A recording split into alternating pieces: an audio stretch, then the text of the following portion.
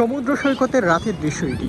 পর্যটক ও দর্শনার্থীরা সমুদ্র সৈকতের টিটকট চেয়ারে বসে সমুদ্রের উত্তাল ঢেউ উপভোগ করছেন।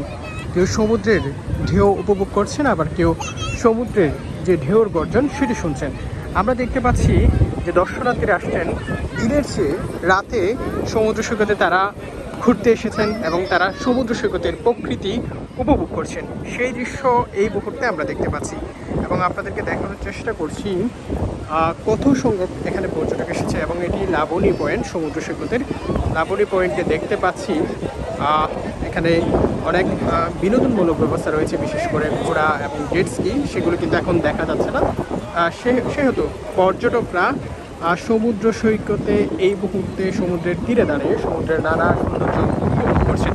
আমরা দেখতে পাচ্ছি সমুদ্রের যে ঢেউ সেটি এই মুহূর্তে যে ল্যাম্পপোস্টের আলো রয়েছে, এখানে যে বাতিগুলো রয়েছে সেগুলো সরাসরি গিয়ে সমুদ্রের ঢেউ পড়ছে, সেহেতু সমুদ্রের যে ঢেউগুলো সেগুলো একেবারে আলো ঝলমলে একটি দৃশ্য আমরা দেখতে পাচ্ছি।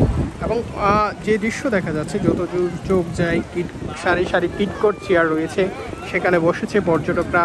এবং এখানে দেখতে পাচ্ছি একেবারে সমুদ্রের তীরে, একেবারে সমুদ্রের তীর ঘেঁষা একটা তারাকামানের হোটেল রয়েছে, জল তরঙ্গ, সেটি আমরা দেখতে পাচ্ছি। সেখানকার আলো সরাসরি গিয়ে সমুদ্রের যে ঢেউ রয়েছে সেখানে পড়ছে, সেহেতু সমুদ্রের ঢেউগুলো খুব সুন্দর লাগছে এই মুহূর্তে, সেটিই দেখতে পাচ্ছি। এবং কক্সবাজার সমুদ্র সৈকতের যে সার্বিক দৃশ্য এই মুহূর্তে দেখা যাচ্ছে, নিশ্চয়ই দেখছেন কী পরিমাণ পর্যটক ও দর্শনার্থীরা এসেছেন। যদিও বা পর্যটকের সংখ্যা কম, বেশিরভাগই দর্শনার্থী, স্থানীয় দর্শনার্থী, সেটি আমরা দেখতে পাচ্ছি।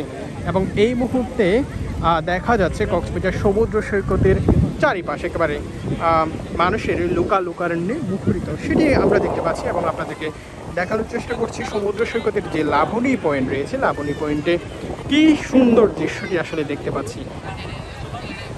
এতক্ষণ সাথে থাকার জন্য ধন্যবাদ।